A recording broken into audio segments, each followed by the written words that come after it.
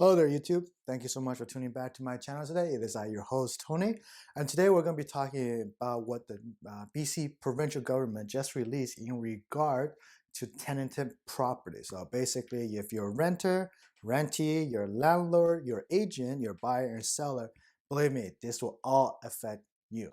During the state of emergency, landlords cannot issue new notices to end tenancy and existing orders would not be enforced. This includes situations where new buyer has required vacant possessions. Tenants that had intended to move out have now decided to remain in their unit during the state of emergency should let the landlords know as soon as possible. First of all, it's acknowledging the fact that we're in a state of emergency, which they should have done a long time ago.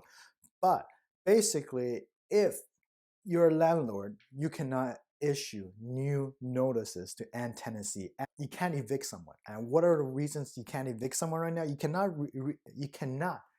evict them for unpaid rent or utilities. Oh, that's going to become a big issue. It's going to have a lot of chaos. You can't evict someone based on cause or landlord or purchaser use. If I'm a potential buyer and already enter into agreement to purchase a property that has tenants in there, originally in our contract, we will be stating the fact that I want vacant possession, usually the 2-month, full month time, and they will leave and then we will take possession of it, for example, the basement suite or whatsoever. But with that right now is clear. Hopefully you're not buying a property that is fully rented out, that has tenants, and the fact that you were planning to move in, because right now if the tenants decide to stay, you're tough out of luck. You won't be able to move in and you basically will be holding on to a property that you will not be able to live in unless there comes to a negotiation or comes to agreement with the tenants. And that's going to be pretty tough. And that's going to make a lot of people, for example, who's renting, who's moving to their first property, a condo that was rented out and now they can't move in. Ooh, that's going to have a lot of issues coming up. And you know what? For all those people that gets affected, I do recommend seeking professional help, and I mean lawyers. Go talk to your lawyers and see how it affects you. You can't kick someone else. You can't move in. And so you have to either prolong the completion date, discuss with the seller, or discuss with the tenant, see if they're able to move out. Help them find other accommodations. So that's one way from the purchaser. From the seller perspective, there's not much that affects you. Whether or not the tenants leave or something is no longer of your concern, because if the tenant, basically you're selling the property with the tenants in there. And the only thing will be the purchaser will come by and ask if it's possible for you to negotiate a longer completion date, prolonged by a month or two to give more time.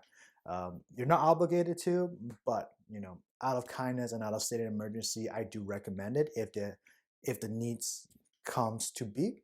Now, from landlord perspective, oh boy, this is gonna be tough on the landlords.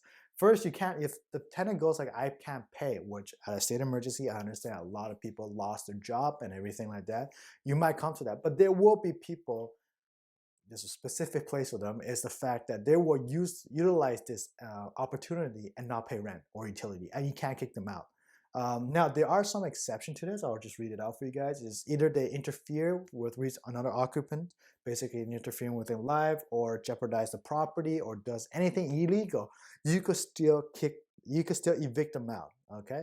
But you can't evict them out based on the fact that they didn't pay their rent. And hopefully you guys have some kind of negotiation rather than just dealing straight to the tenancy board or anything. Have a discussion with your tenants. If you guys are on good term, have a discussion with them, try to negotiate, a payment plan or something like that, something that will benefit both of you guys, rather than just going there and say, hey, you didn't pay your rent, I'm going to kick you out. Because right now you can't do it. All right, you can't kick them out. Now, from a tenant perspective, great news for you guys. The fact you can't get evicted for demolitions. This sucks for developers. They can't kick you out just for the fact they need to build. So developments are going to be put on hold. And also the fact is, even if the landlord or purchaser want to use, they can't kick you out. So make sure you know your rights, tenants. Make sure you let them know that this is the current regulation, current law. And I definitely recommend to seek professional legal advice to help you out if anyone try to force you out of your home. All right. So what about, okay, we spoke from a purchaser's perspective. We spoke from a seller perspective, landlord, tenants. Now we're going to talk about agents. Now, agents such as myself, what does it affect? Basically, for us, is the fact that it's going to have an issue with us. We're going to have buyers telling us what to do in this situation because they want a vacant possession. We can't give them the vacant possession because that's what the regulations said. So the best we could do is give them advice and seek professional legal advice, like what I'm telling you right now. Have the lawyers let them know basically what's going on. So this has been an update on what the provincial government has released for British Columbia and how the coronavirus is affecting the Tenancy market and also the real estate market. So I hope everyone learned something today, and I hope I was able to give out information that was useful to you. Please, if you guys like the channel, please leave a like, subscribe, and also leave a comment.